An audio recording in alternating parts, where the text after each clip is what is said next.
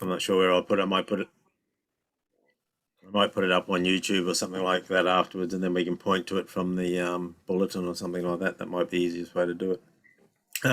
Before I put the slides up, because otherwise I'll blank everyone's screen. I just really want to show you a couple of things before we start. So, a couple of things that went with me all the way. So you can probably, this is a pillow that Amelia made for me on the night before I left. So it's got the whole family on it. So it's set on the front seat the whole way around. So very important, very important. And I'll tell you a little story about that when I get there.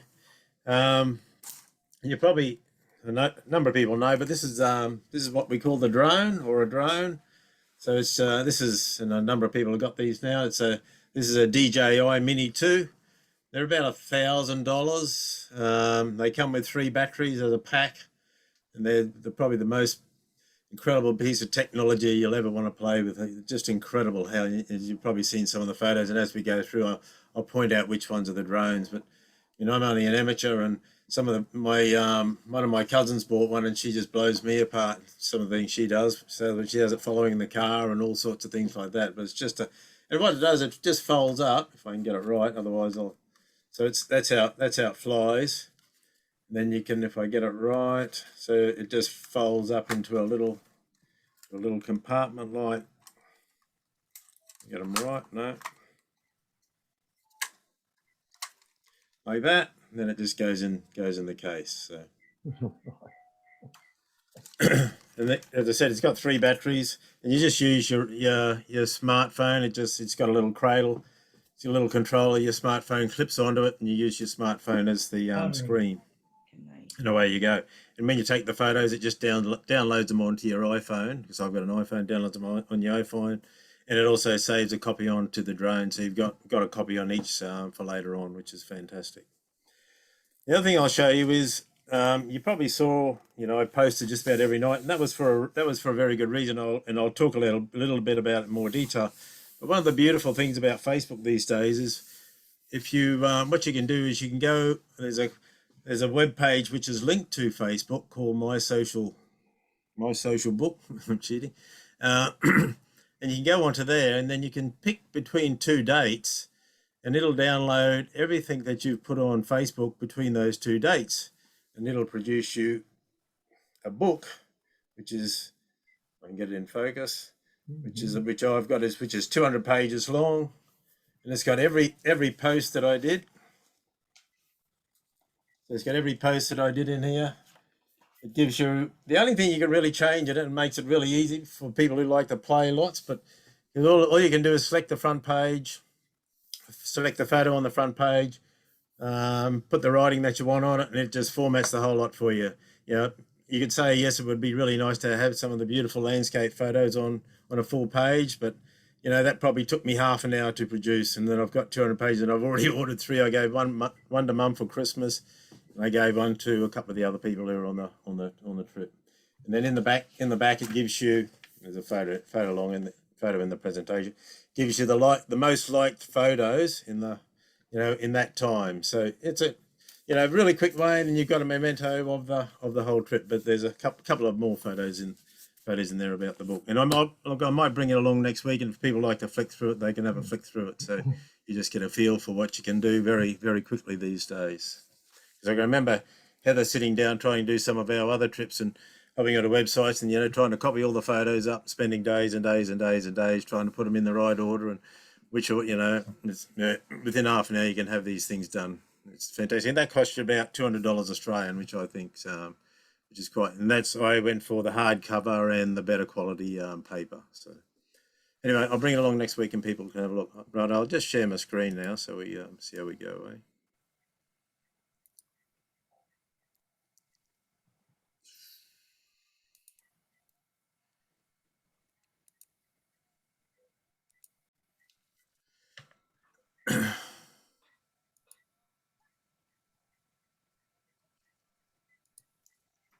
All right, can everyone see that?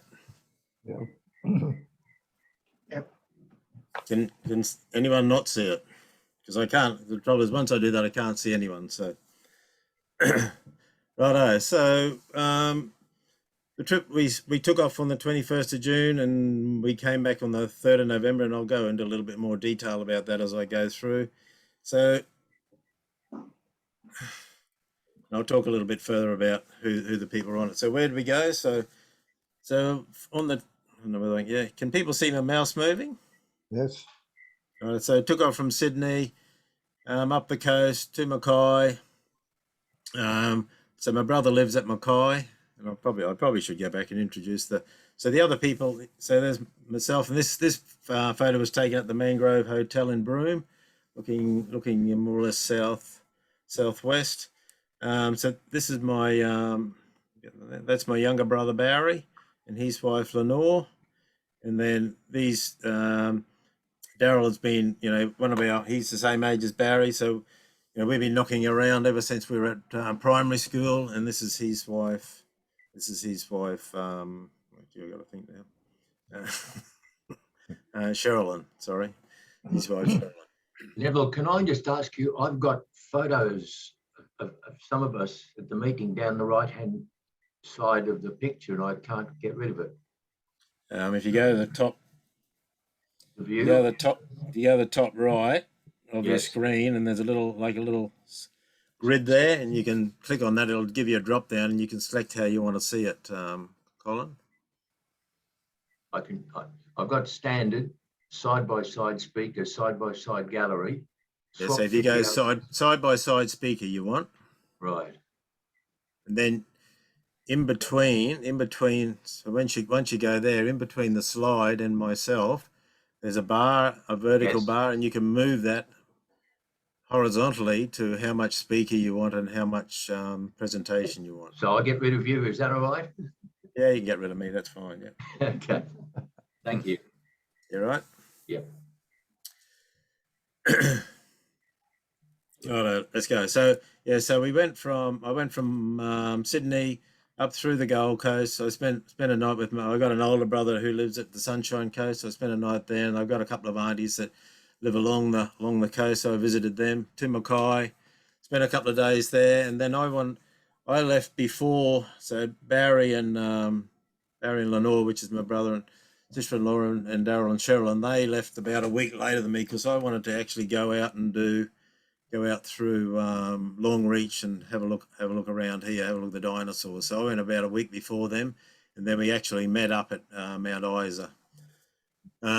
We went across up through Kakadu, Darwin, across over to Dundee Beach, down through all the there's a whole heap of national parks in here. We did those. Kununurra, across Broome up to Cape Leveque. Down Port Hedland, Narragini National Park, which is located in here, which is really fantastic. And down the western side, across the bottom. A couple of blips is here because we wanted to go up and have a look at the Wave Rock. And that's really what the beauty of when you'll see some of the photos. The beauty of going up to see the Wave Rock, you get all these inland salt lakes, and they're coloured salt lakes. You'll see some of the photos of them, absolutely fantastic. Back down the coast, and there's some really beautiful coastline down along here. And then we wanted to do Kalgoorlie, so up to the Kalgoorlie and have a look at the big mine, cross the Nullarbor. We sort of split three ways here. Daryl and Sherilyn, they wanted to start heading home, so they took off. They took off back up towards Alice Springs. My intention was to come from. I actually know some people in Adelaide, and I was going to spend some time with them. Because of COVID, I couldn't get across the New South Wales border. That was about the first week in October. So we spent about less than 2 weeks in South Australia. The problem was, the COVID cases just keep getting worse and worse and worse. And so we did some local trips around South Australia, but then we decided to head off. And because I couldn't get back to Sydney through New South Wales, I went with my brother and we drove back. On my mouse again. Lost him. Here he is. So we drove back up through Alice Springs, back across, and then I crossed the top here, back down to Mackay, and then I stayed in Mackay for a couple of weeks until the week 1st of November, until I could get back to Sydney, and then keep losing my mouse, and then drove back down through the inland to Sydney. So that was the trip. And look, Heather and I have done a lot of. We lived in Melbourne for about 9 months, so we've done a lot of Victoria. We've done a lot of trips down through here. But I really enjoyed what Rosemary and Rob did just recently, because they did the York Peninsula and then down here also. It's absolutely beautiful countryside all the way down there. Right. So as I said, right. So who was in the team? So it's myself, my brother and sister-in-law, Lenore, and Daryl Kister and his wife Sherilyn. So what's interesting is we had, like, I had, let's call it more or less an SUV. My van's only 12 foot long, and I'll show you a couple of shots inside the van. My brother's got he's got the motorhome, so which is this one here. It's about I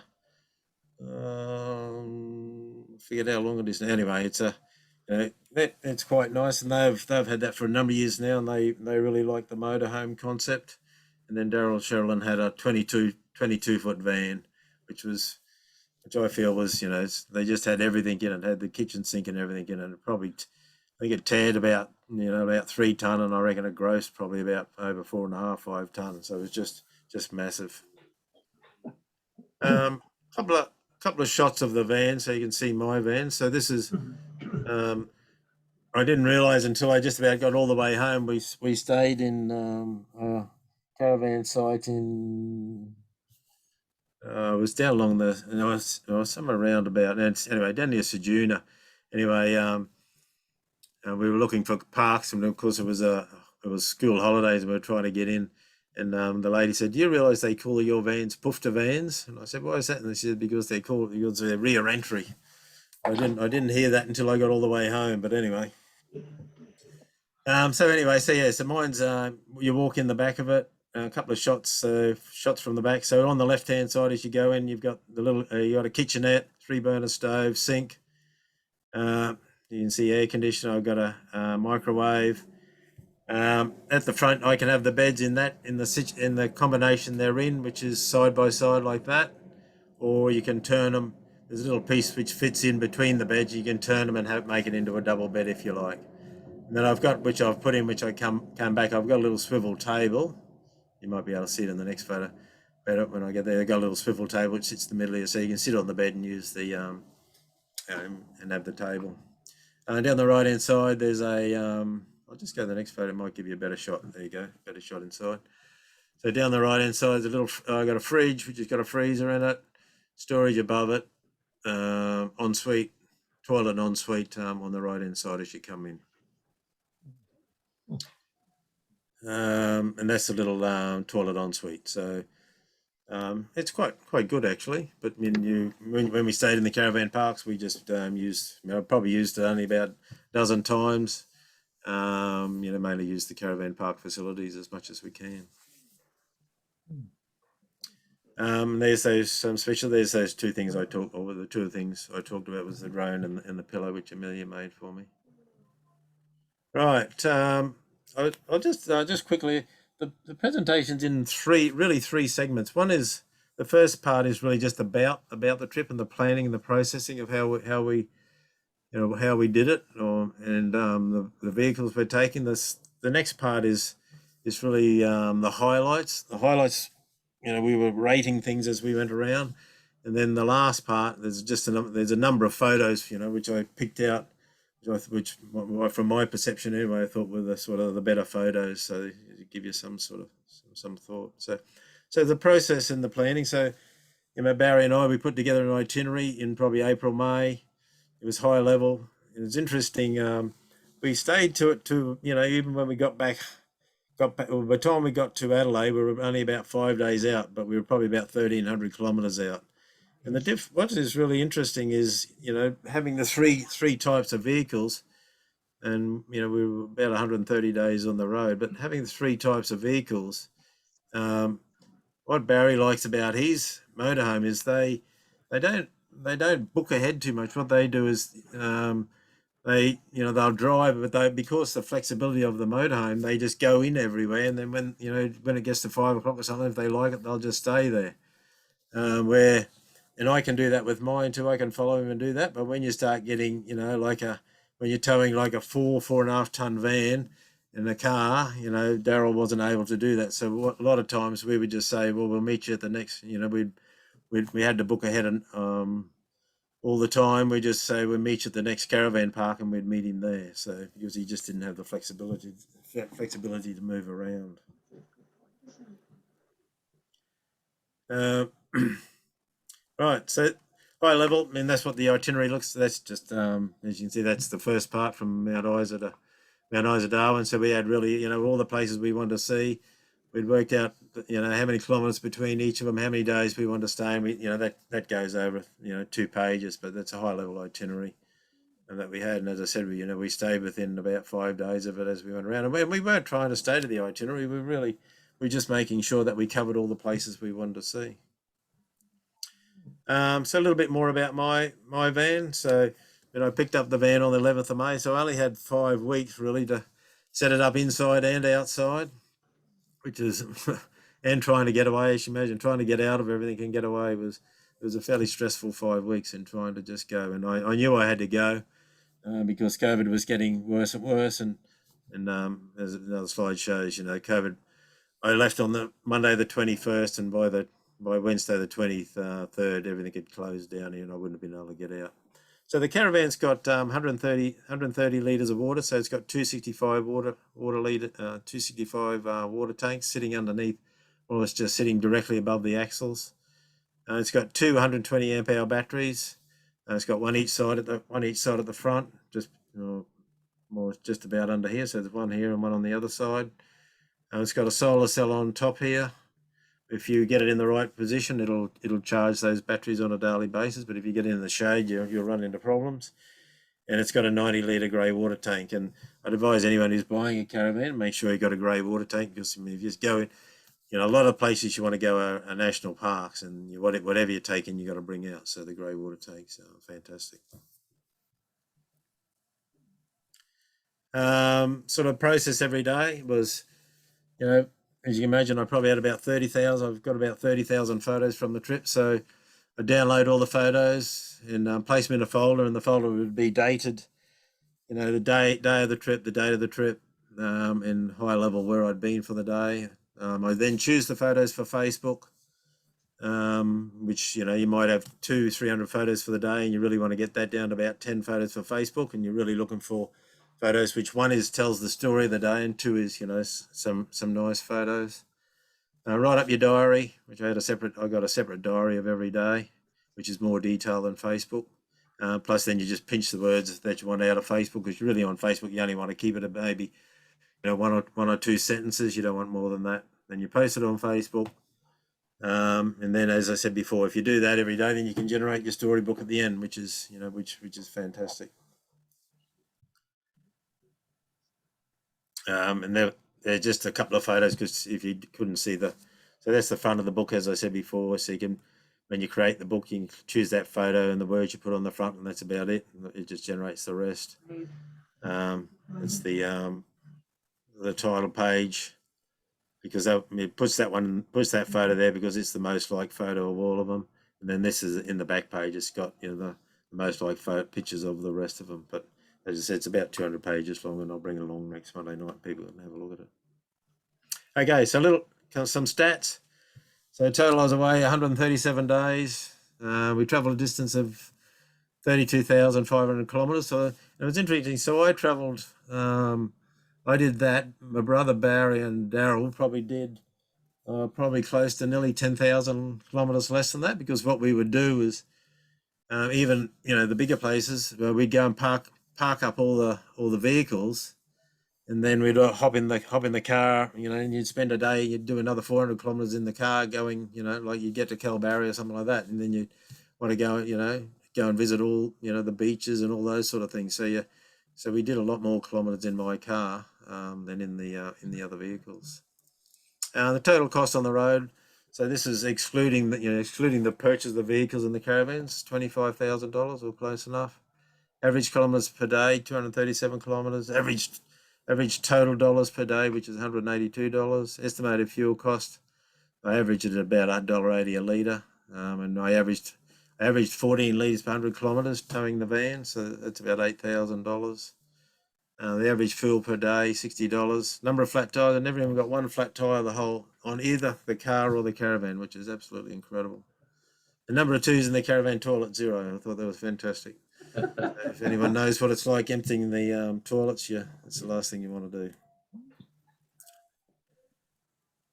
do. Some car and caravan stats. So you'll hear people talk about, all sorts of things. So on the Wednesday before I left, I packed it all up and then I took it out to a weighbridge. And it's ideally if you can take it to a dual weighbridge because they can weigh the car and the caravan separately, which makes a big difference. So the gross vehicle mass of my car can be a maximum of 2,200 kilos.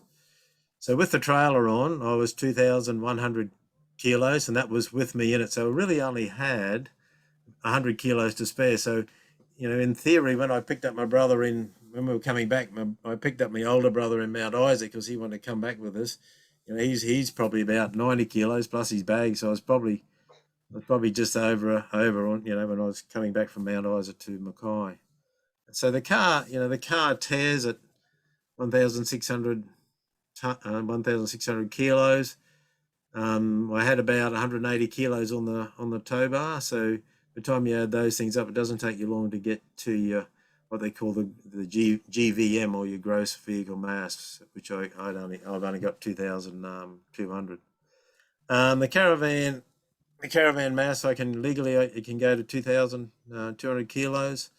Off the ball it was 1,740 kilos, and on the ball it was 1,560 because the car takes that extra weight.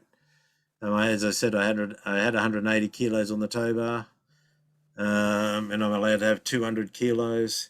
So my gross combined mass is I can go to 4,200, and I was 3,600.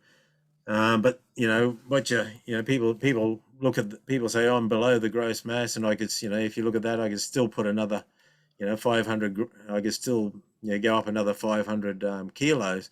But the problem is, where do I put it? I can only go up 100 kilos in the car, otherwise I hit the GVM. And even in the caravan, I could put it in the caravan, but then I really don't want to tow much more than 2 ton because that's what the car's rated at. So it's a little bit of balancing of your weights and just make sure you're in. You're legal when you're towing, because if you do have an accident, you need to be very careful. Righto, borders crossed. So as you imagine, I'd say New South Wales to Queensland. Well, all of them, when we went, you need a border pass for all of them. But what was interesting, some of them you just drove straight through. So when I went through New South Wales to Queensland, you needed a border pass. You just drove straight through. There was nothing there. Queensland, the Northern Territory, I needed a border pass, and this is the only place I got stuck. I had to stay 2 days in Kemmerwell, and the reason for that is because I'd driven through the Gold Coast, and the Gold Coast went as a hot spot. After I'd driven through it, the Northern Territory said, well, anyone who'd been through it for the prior 2 weeks, then you couldn't get across into NT. So I had to wait out 2 days, and then I got through, which was good. NT to Western Australia, you need the border pass, and you need a G2G app on your phone. It's the only way you can get in. And it's really interesting. I think I've said before, when you get to the border there, they have one queue if you got your pass on your phone, on your smartphone. If you've got it with paper, they send you down another queue. You don't want to go down the other queue because I imagine you'll be there a fair while. Western Australia to South Australia, so coming back across the Nullarbor, you need the border pass, and then we passed through the border, which is there's a little town called, I think it's Effler, which is right on the border, and there's nothing there. So anyway, just after that, we pulled in, and we pulled in and got petrol and talked, and they said, oh no, they check you at Seduna, which is another 500 kilometres into South Australia. Anyway, even when we got there, there's a quarantine station there, so they want to just have a look in the caravan and have any fruit and things like that, but they weren't even interested in your border, even looking at your border pass. They just let you go. Same again, South Australia to Northern Territory, we needed a border pass, and they checked us at the border there. Northern Territory to Queensland, we still needed a pass, but we just drove through. And same thing when I drove back from Queensland to New South Wales, we needed the border pass, but the same thing, just drove straight through again. And as you imagine, they all changed as time went on. As I said before, how lucky could you be? I left on Monday the 21st, 2 days before Sydney went into lockdown. I returned on Wednesday the 3rd of November because I could get back across the border on the 1st of November, 3 days after New South Wales lockdown. We didn't clear, I only lost those 2 days trying to get from Queensland to the Northern Territory. We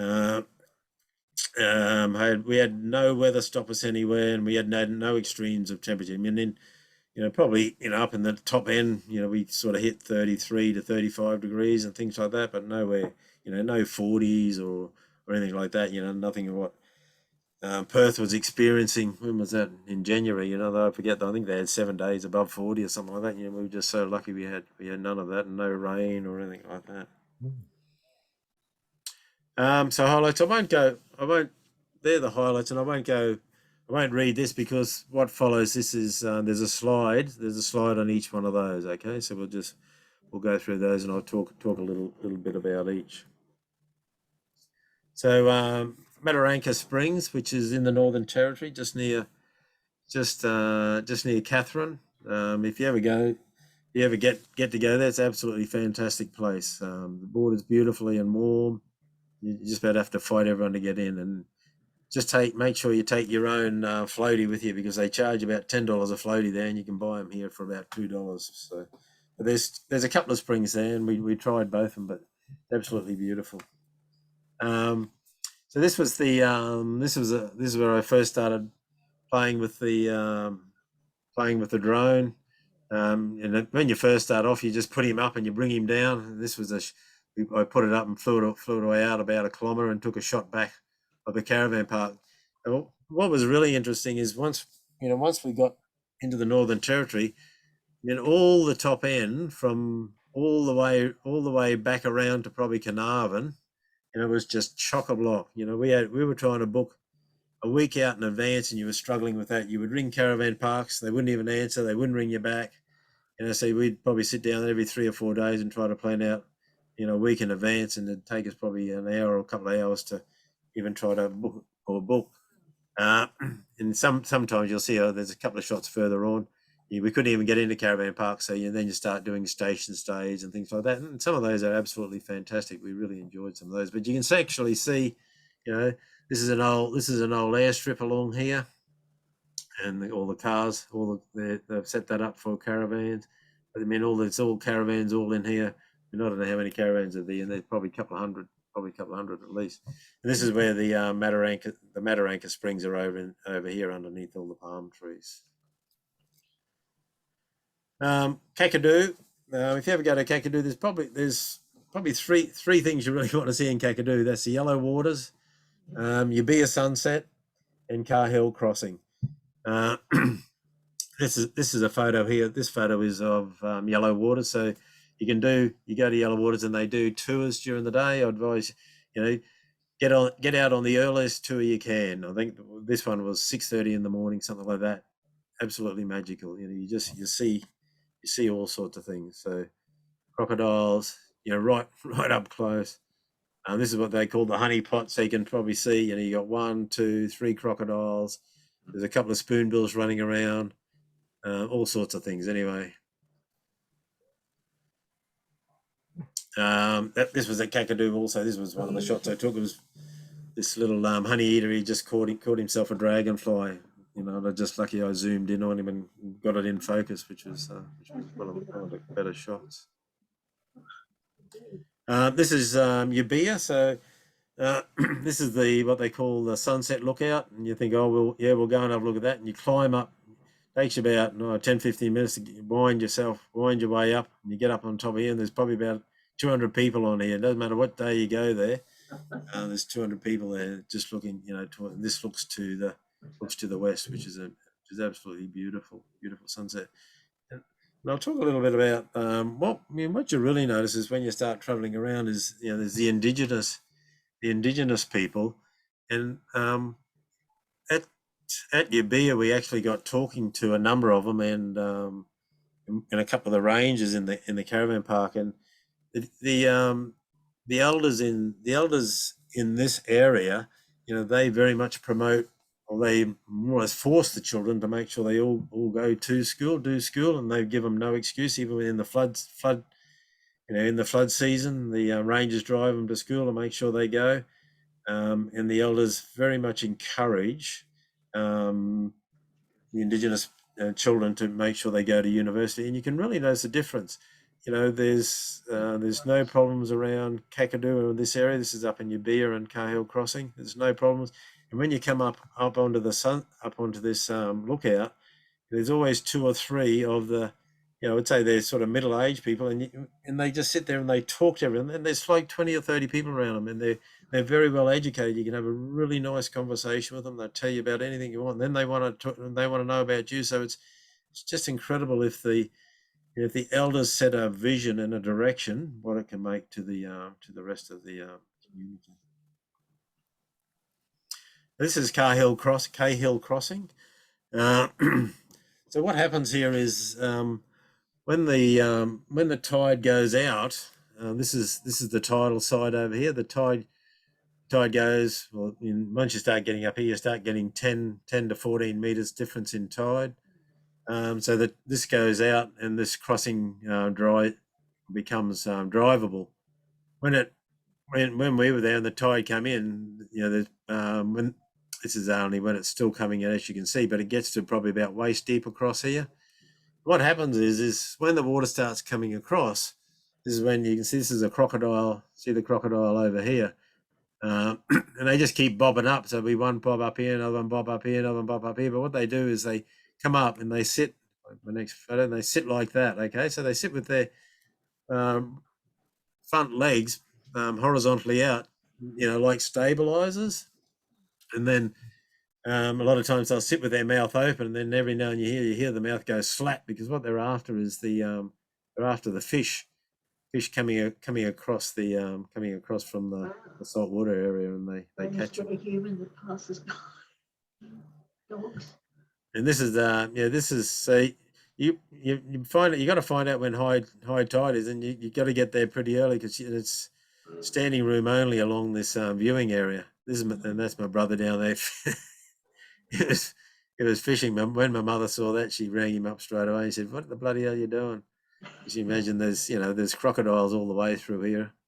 And the other thing that scares you is when the water gets about this level, the trucks stop going across. But there's a few of the young Indigenous people, they think it's good fun, and they just come down in the car and go across. And the sad part would be if the car went over, you wouldn't be able to do anything about it. You just have to let it go, because it's just so infested with crocodiles.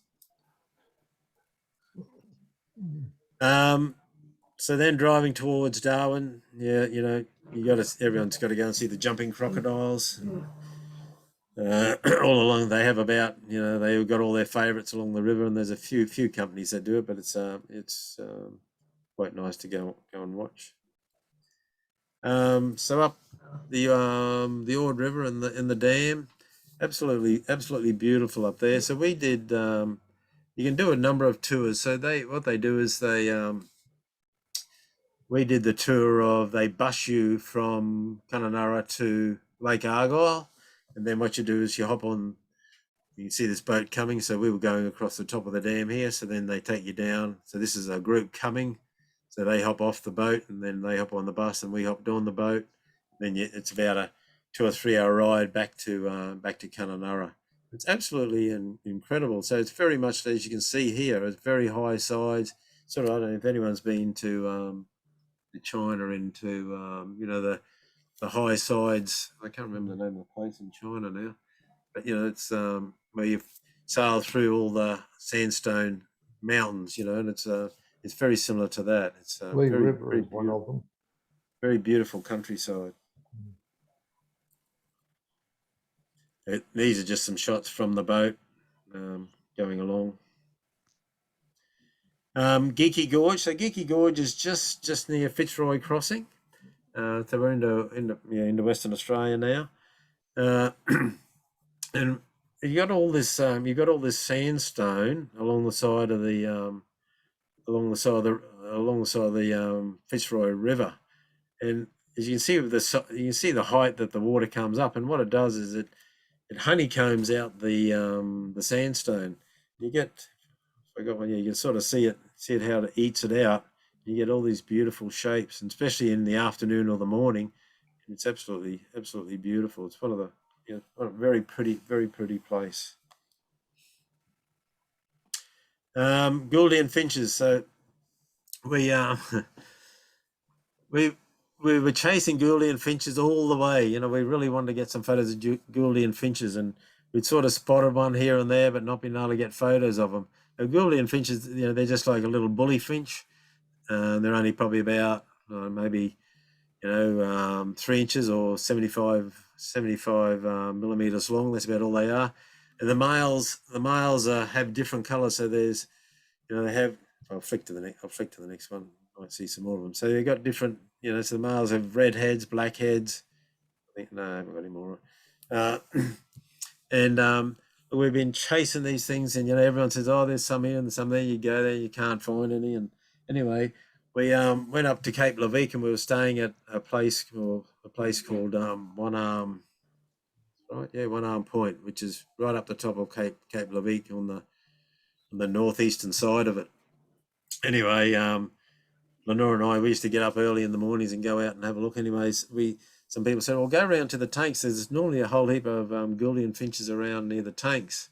Anyway, we went around there, and it was just these Gouldian finches. There's probably a couple of hundred of them. We just couldn't believe it. They were just everywhere. Absolutely beautiful. Joy. So this is where we stayed at Cape Leveque. This is One Arm Point. So our caravan, you can't see, but our caravans were just situated back in here. So once you get to Western Australia, you get this beautiful contrasted colours. You get the blue, you can see the blue water, the white, white sand, red soils, green. It's absolutely beautiful. This is an old indigenous fish trap sitting up in here also.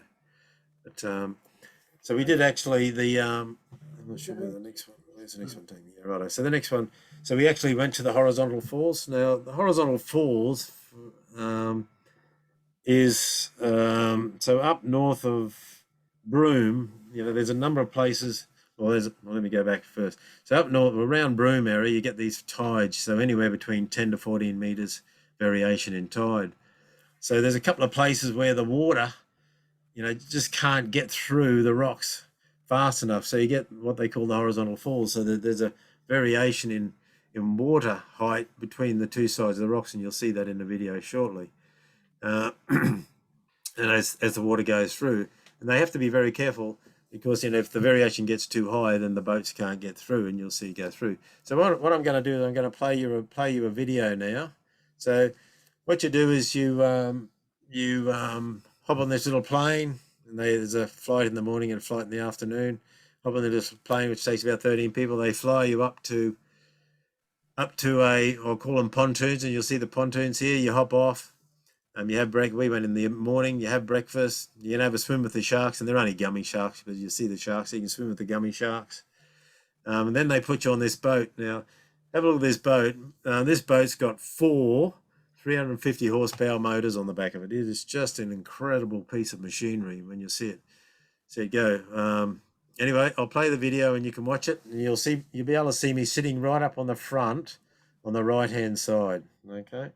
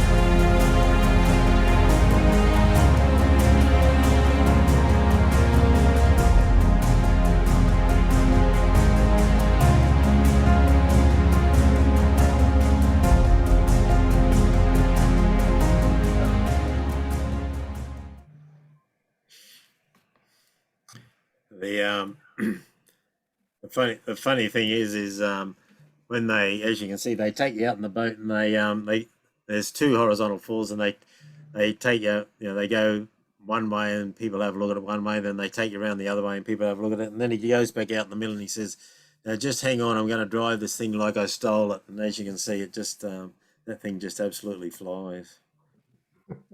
Right, Coral Bay. Coral Bay is so from I got from Ningaloo, which is sort of on the, you'd say it's just south of Broome. There's a coral reef which runs down the whole western side of Western Australia. And at Coral Bay and Ningaloo, it comes in very close, or even most places it comes in very close, but especially Coral Bay, as you can see, we're just standing on the lookout here. You can see this is the reef coming in really, really close, and we couldn't work out what all these people were walking. They were walking out to the reef. Anyway, so we went down at it, walked out, and you get all these fish. You can see these fish. These ones are about probably half a metre long. They're just swimming around you. So we went down and went down the local shop, bought ourselves some snorkeling gear, and away we went. It's absolutely fantastic. You just snorkel out over the reef. Absolutely beautiful. And of course, then we had to go and swim with the whale sharks. So same again. So the process there for the day is they take you out on the boat and you get your wetsuit on, and then what they do is they keep you on the inside of the reef where it's nice and calm, and they just throw you all out in the water just to get you used to your gear. Then they drag you back in, and then they got there's about 3 spotter planes, and they're running around looking for whale sharks. Anyway, we got a call very quickly to say they'd spotted a whale shark. So out they go, and there's probably about 5 or 6 boats. They all just run off the one whale shark, because one comes in, they drop you off, and then they go and pick you up, and then the next boat comes in and things like that. But anyway, I'll play. There's a video clip with this too, so I'll play that for you. You can watch the video clip. So this is me. This is me here. Swimming, and they take you off individually when you're swimming, and they get a photo of you with the whale sharks. But you'll see me in the actual video when it plays. I can get it. All right, here we go.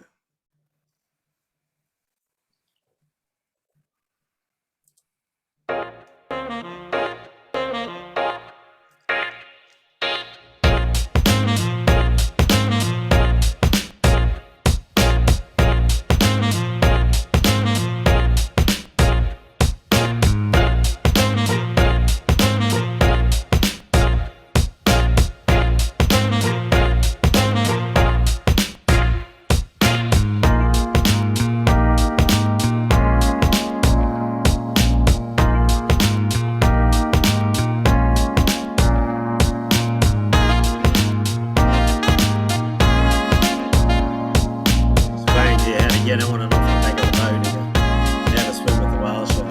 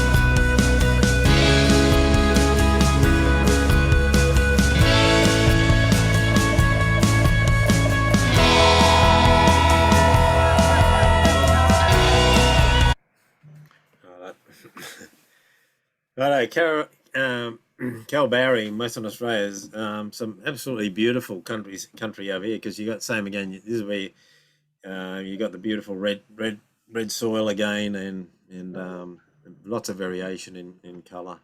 And what they've built over here, they've built these two skywalks. There's one you can see one here, and I'm standing out on one, but they probably go out 20 meters directly out off the cliff, which they've done a really good job of them.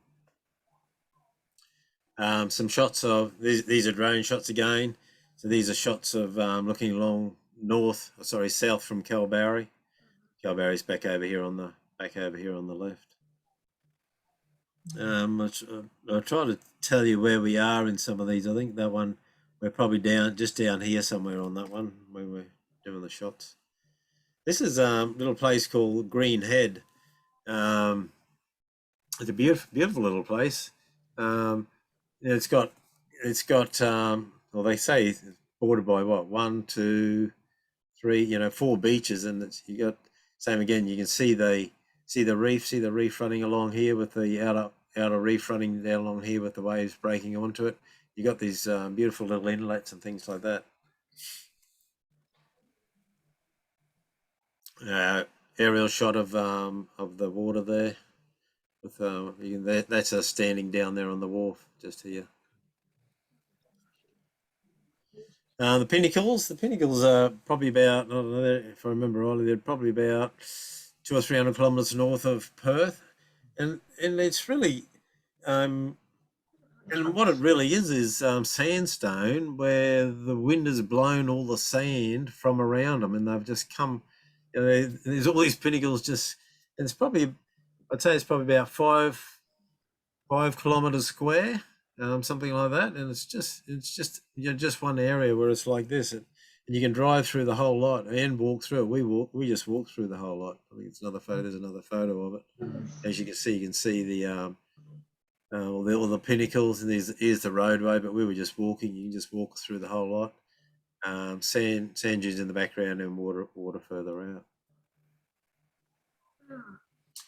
out. Sugarloaf Rock. So down at this is just west of Bustleton. So you go to Bustleton and go directly, and it's part of the you'll hear them talk the Cape to Cape walk. So we were looking at, we didn't even realise this Sugarloaf Rock was there, but anyway we ended up there, as you can see, probably about half an hour before sunset, and the waves was crashing in and the sun was going down, so we stayed there for a couple of hours just to watch the sunset. And you can see we put the drone up. So this is that's us standing back here. The drone shot looking from the west to the east, but just magical rocks. Bustleton. So this is where the all the way around now you start seeing these. Everyone's got a wharf, and they go that extends right across into South Australia. We were standing down on this other wharf just here, but this is Bustleton, probably about 7 o'clock at night. The beaches around Denmark, absolutely beautiful, and that's one of the ones where they're same again. They got us, I'll call it a skywalk, but it goes out over. There's a big crevice in here, and the waves just smash through in here. They also got what they call the elephant rocks. And as you can see from the high level, they look like a whole heap of elephants sitting in the water. Even those up there. The problem is you start getting in, especially down around the bottom here, is the wind. Once it starts getting over 20, 30 kilometres an hour, poor old drone, he doesn't want to fly too well. You can put him up, and then he says he wants to come home. And I actually nearly lost him a couple of times, because what happens is you put him up and you fly him out, and then it's actually got a home button on, and you press the home button because he starts screaming to say it's too windy. He wants to come home, so you press the home button, but then for some reason they lose GPS position, so it comes back halfway back and then starts going down. So that's happened to me twice now. So you just got to stop it and put him back up, and then view it by eyesight and bring it home. But it's scary the first time, I can tell you, because I think the problem is that when he wants to fly against the wind, he can only travel about half a kilometre an hour or something like that, and he just can't do the distance it needs to do. So you need to be very careful of him. You can lose him. Coming across the Bight, so there's a number of places you can, you can drive out onto these cliffs, and this is where this one was taken. You drive out on the cliffs, and you can look both ways. Yeah, absolutely magical. You can see there's another one. You can see our cars back there. We walked around here, and these are drone. These same again. These are all drone shots. You'd never get them if you didn't have the drone because you can only stand on the cliff. But having the drone, you can take it out and get these beautiful shots. Fabulous, isn't So Elston is a little town. It's sort of east of Sejuna. And just north of so Edelston is positioned back over in here, but they got these beautiful cliffs just north of there. And if you do go over that way, it's actually worth going and seeing them. So that one was looking, that one's looking more or less east, and that one's looking west.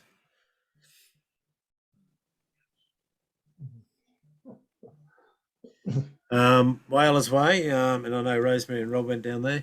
The problem when we were down there this day, the wind was probably 50 kilometres an hour. We just couldn't put the drones up. I would have loved to put the drones up around here because there was just some, beautiful inlets and places like that. And it's Whalers Way is a private area, so you actually have to book to go, or you have to make sure you're organised to go, and then you actually go to the visitor centre to get a pass in. I forget what it is, $8 to go in or something like that. I can't remember now. But you actually got to go there and get a pass, or you can do it online and pay, and then the gate's locked, and then they tell you the pass, they tell you the code to get in because it's just a combination lock on the gate. But if you go down to Port Lincoln, go down to Whalers Way. It's absolutely beautiful. $40, Neville. How much is it? 40. 40. Righto, yeah. Thank you.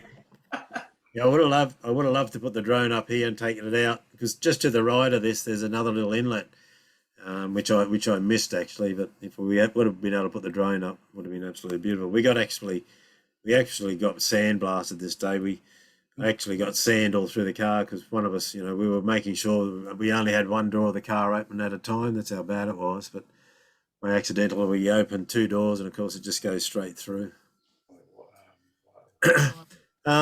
The breakaways. So the breakaways is just I think it's like about 20 kilometres east of Cooper Pedy. So if you go to Cooper Pedy, go and have all the breakaways. Now, what the breakaways are is all it is you can see this was the original level of the land here, and of course the land is just eroded down. So you get these absolutely beautiful, you get these absolutely stunning texture of the erosion of the land. I'm not sure how many more I got. No, that's all I got there. But it's worthwhile going and having a look at the breakaways just east of Cooper Pedy. It's all dirt, just about probably half. It's about half bitumen now and then half dirt now. But when Heather and I went out, it was all dirt, but it's still dirt. So. Right, so the rest of then is really just special shots, and I put some captions on them. So this is Camel Wheel. So I took this shot when we were going. We'd been through Mount Isa. So Camel Wheel's about 200 kilometres west of Mount Isa, right on the border, about 5 kilometres off the border. And as you can see, this is when we pulled up. This is just looking one way. I didn't put the shot in the other way, but there's probably about 200 rigs parked along this lagoon. All people just waiting there to get across the border because they got in the same position as me. They couldn't get across, so they had to wait. But we reckon probably 200,000 a rig. 200. There's probably about $40 million. Is it $40 million sitting along this lagoon? The bats at Catherine Gorge. So when we got to Catherine Gorge, you get this, this. What would you call it? Stringent, anyway, strong smell. And you first, straight away, it's bats, right? So you go over to the information centre, and the information centre is built up above the river, which comes out of the gorge, and there's all the bats all around in the trees, all around the place. It just stinks. Anyway, we did Catherine Gorge.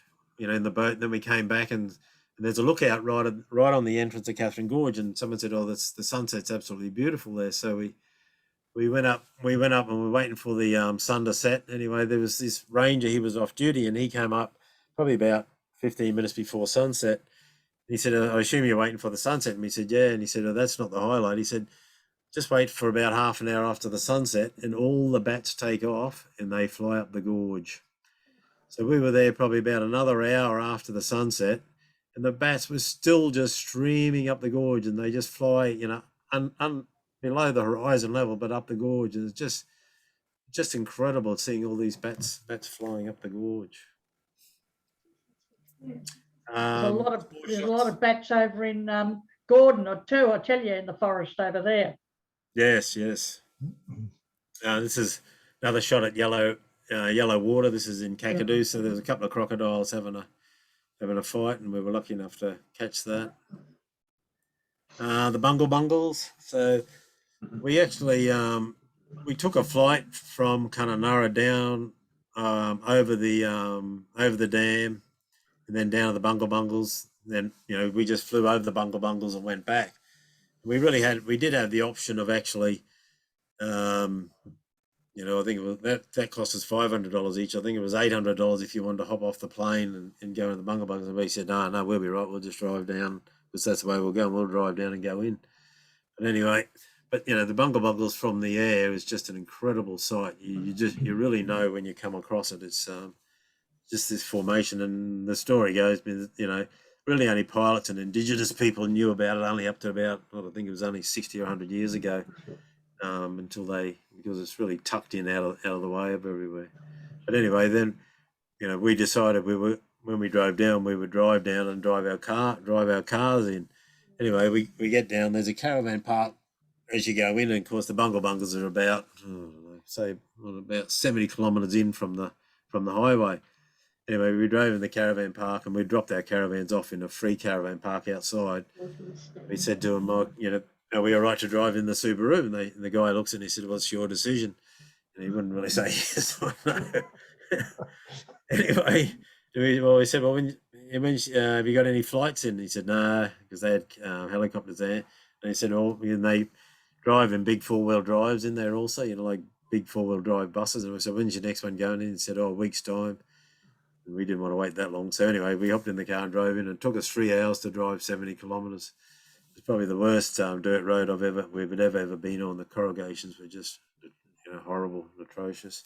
And it's really sad because it's such a beautiful tourist area, and all they got to do is grade the road probably once a week or something like that, and would make it a lot more accessible.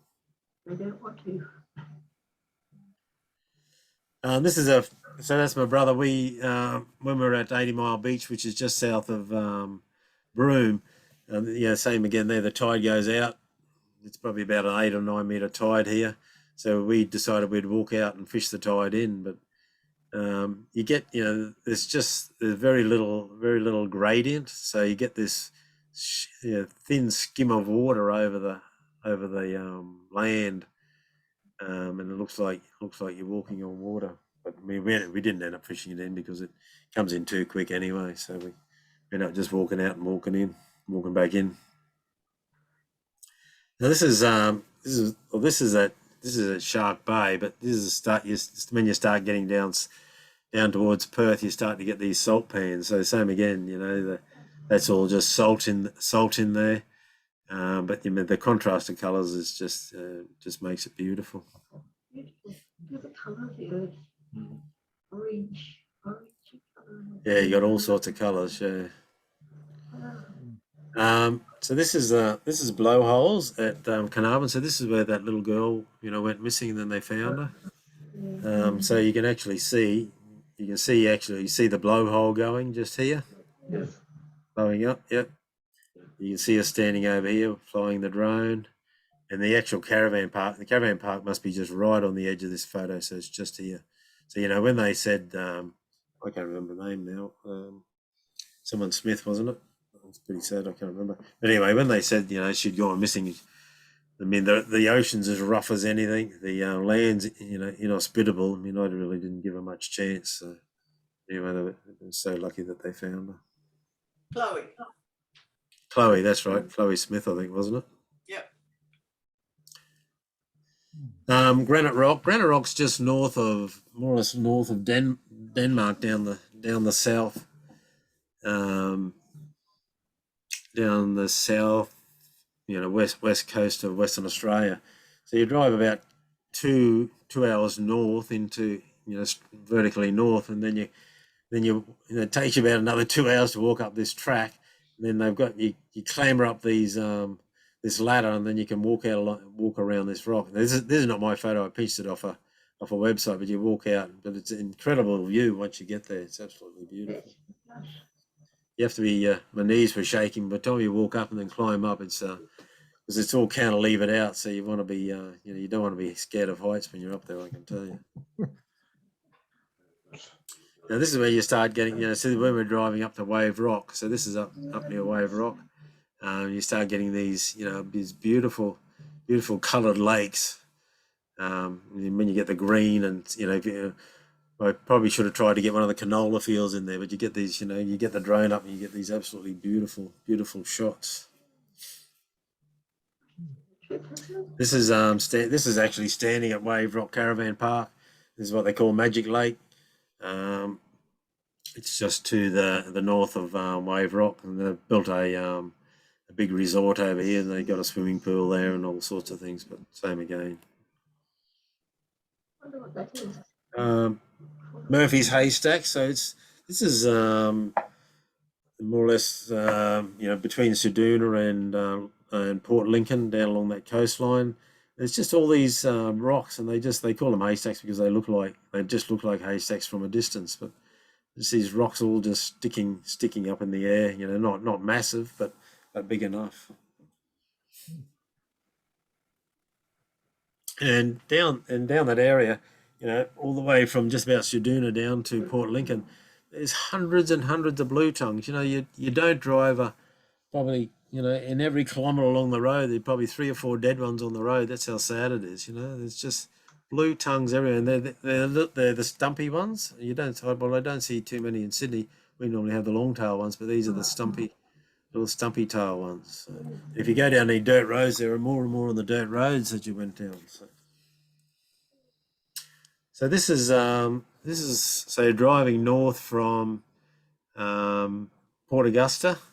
Now I thought, everyone says, the Nullabore's pretty desolate, but the Nullabore's not too bad. Nullarbor means no trees, but it's got little shrubs on it and things like that. But when you drive north of Port Augusta and you start getting, this is not Lake Eyre, but it's the salt pans near Lake Eyre. Once you get probably about 100 kilometres north of Port Augusta, it just turns into, there's really nothing. It's just, you won't see a tree for probably a couple 100 kilometres. It's just really, really barren. But then you start seeing in the distance, these salt lakes. Now, it had been raining about a week before we were there, so you can see the salt lake, but then you see this with the water on it, and then you get this shimmer on it. So it's absolutely beautiful.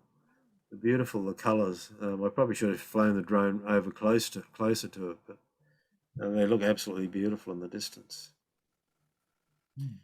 So this was taken at Hewenden. So as you know, so that's this is my younger brother Barry. This is my older brother Robert.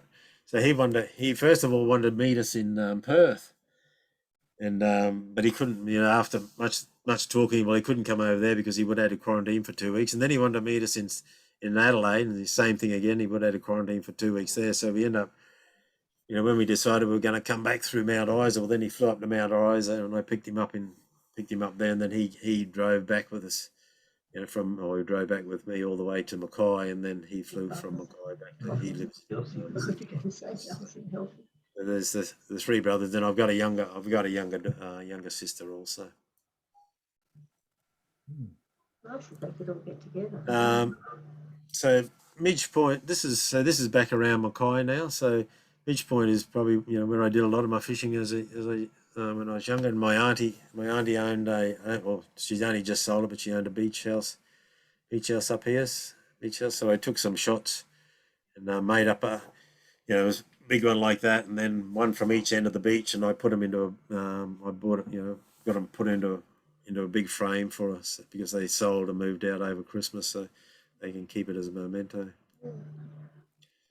So this is another place, you know, when I go up now. So we've got, my brother's got, although it was owned by the family, now my brother owns it, but so this is the family beach house, which is just here.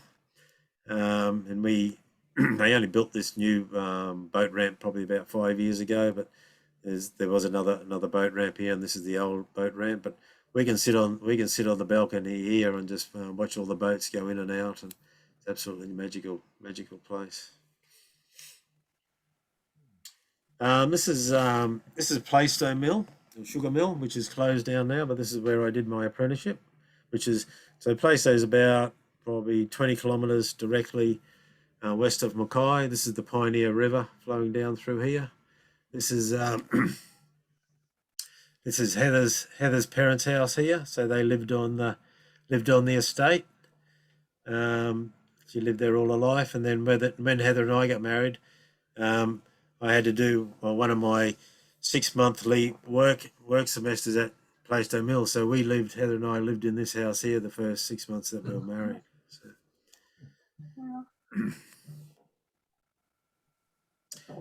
This is Mackay Harbour. So back in the 60s, they built 2 breakwaters. They built this breakwater, which did come all the way out to here, which was joined across there. And there was the south breakwater, and this was the north breakwater. These are, and then probably it's probably nearly 10, 15 years ago now, they built this other section around here, made a harbour, and opened this section up here so the boats can get in and out. But this is where these are bulk sugar terminals. That's raw sugar, refined sugar, grain, oil, fuel there. So because Mackay hasn't got a natural port. And that's it. Wonderful. Very good. Absolutely wonderful. Let me stop sharing. It's all back. Righto, any questions? Neville, Where do you start? Neville, how high can you fly your drone? How can I fly the drone? Oh, it's got a 10 kilometre. It can fly out 10 kilometres, so you can fly it. It's really interesting because well, you don't want to go up more than, probably I only take it up probably about 100 to 200 meters. That's about as far as you really want to take it. Otherwise, you start losing, dimension. But I normally take it out. I'll take it out probably easy, kilometer, 2 kilometers, something like that. But what's really interesting, as soon as when you start with it, you have a mat and you put it on the mat and it takes off and out it flies, and you bring it back and you press home and it comes back, and then it'll come back and land probably within, say, 30 centimeters of the mat. So as it comes down, you try to put the mat under it, but then you soon realize that's all fraught with danger, because when you start getting on a beach and you got sand and water and all sorts of things, so you get very good at it after a while. So what you do is, and Rob probably knows, you press the home button. It comes back. So what it does, it'll go up. You can set the distance it goes up. So it'll go up like to about 150 meters, flies back to make sure it gets above any trees, and then it comes straight down. So when it gets to about 3 meters up, you cancel the return to home. So then it just hovers. So you just put your hand out like that directly underneath it. Then you force it down and it just lands on your hand.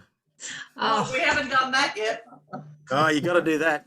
That way you don't get it damaged. I just move it over the helipad and drop it there. Yeah, but wait till you want to take it up in some trees and sand and water. Because I crashed it twice. Once I crashed into a tree, and the second time I crashed it into some sand. So it doesn't help it. No. Did you see wildflowers along the roads when you were driving in Western Australia? Yes, the wildflowers were out when we were there around Geraldton. We did spend a whole couple of days chasing. Were they beautiful? Absolutely beautiful, yeah. Especially the wreath ones.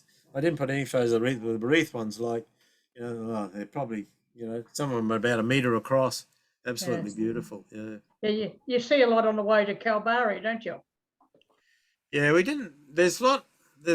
Depends on the time of the season. Yeah, that's right. Yeah, there's a few. We saw a few around there, and there's lots of fields over there. But down Geraldton's a lot more around there. Yeah. Yeah, and in Ceduna, does it still got all those mileposts up there that tells you Sydney so far, Melbourne so far? Yeah, got all them, yeah. So Neville, what's the one thing that's your best memory and the other thing that's your worst memory? Probably the best. School teacher question. Going Probably away and coming back. Yeah, probably the best memory. I really love Coral Bay. That was just absolutely beautiful. You just walk down and swim amongst all the coral and the fish, and you know, and probably niggle, you know, out. You know, it's just incredible. The first time you get swim with the whale sharks, they chuck you off. Then you know the boat comes around, puts it because they know where the whale shark is, but you don't know where it is. So they say go go go go, and everyone's jumping off the back of the boat, and then you put your head under the water, and all you can see is this massive animal swimming towards you. And you probably saw in the video there, you see us trying to paddle backwards, you know, out of the way of it, because they're saying get back, because you can only get within, like, you're not supposed to be within closer than 3 meters, you know. Then half you swim down one side and half you swim down the other side. But yeah, and it's not really fair. But you know, when we got down, it was raining. We had some rain down. There were a couple of really nice spots, but it was raining. That was probably we only had probably rain 2 or 3 nights the whole time. But you know, down it was down. I can't remember the name of the place now. It was down the southwest, Western Australia. You know, just really a couple of really wet days. Pretty miserable. But other than that, no, not really any bad spots at all. We really enjoyed the whole lot. Good, thanks. Well, Neville, considering the time, I think we might wrap that up. Yeah, you better go. Yeah. That's a fantastic overview of what you did there, and you've got some wonderful shots, and must have been a fantastic experience. What you've done. I mean, I've seen a few of those areas up around the Bungles and a couple of the channels up there and whatever, and it's been wonderful. But you know, you've just seen a lot more in the time you've been there. Yeah, terrific. Thanks, Dave. Make a good tour guide. Yeah. Yeah. So I guess there's a lot more there. We might be able to pick up on sometime, Neville. But you've given us an overview of the whole thing, which is fantastic. So thanks very much. Now, Thank you. I don't think we have a need for a sergeant session of any sort, considering the time. You don't want a few lame questions from me. Nah. It's got nothing to do with anything. So I'll just defer to Keith for some final remarks, if you wouldn't mind, Keith, if you unmute.